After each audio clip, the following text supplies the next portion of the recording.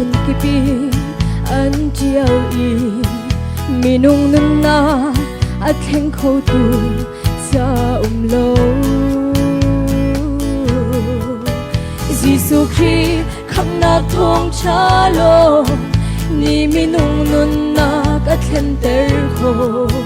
Christ thong cha bia at so tu kan si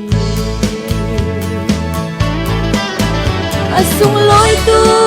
thong cha bia kan ni cha Minau tabi dir hun sanga akan choi tu Ka sa pilo khi tu tot na thong cha bia Misual kan cha asung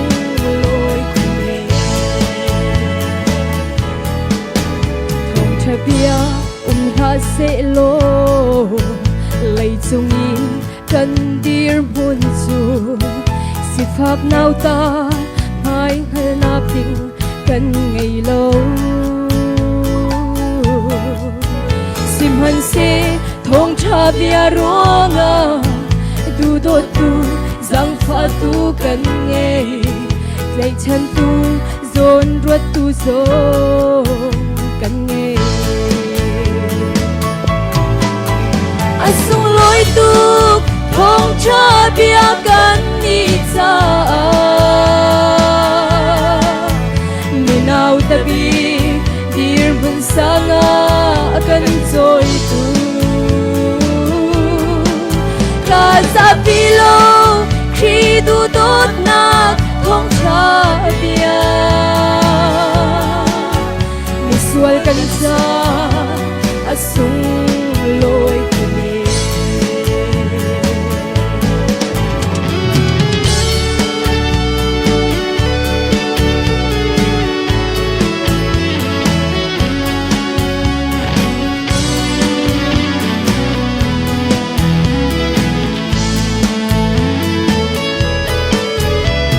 Sunga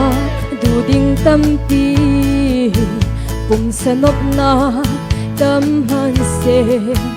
kan chau nga mi thong cha bia ruanga kai chan ding le boy pi ta ka kan ruat lo hi lei chung thiu chu thong cha bia lo zung za kan au pi la Asung loi tu thong cha bia kan ni cha Minau tabi dir mun sanga kan choi tu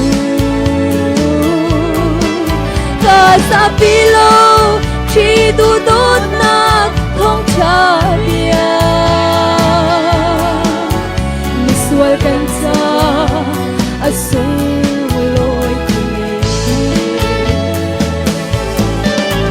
Asung loi tu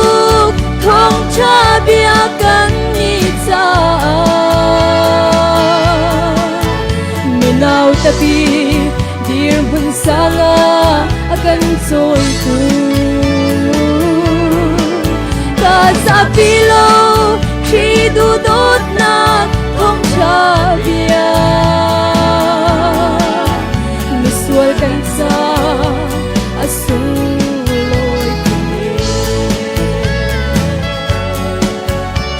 Sual kan sa asung loi kini Misual kan sa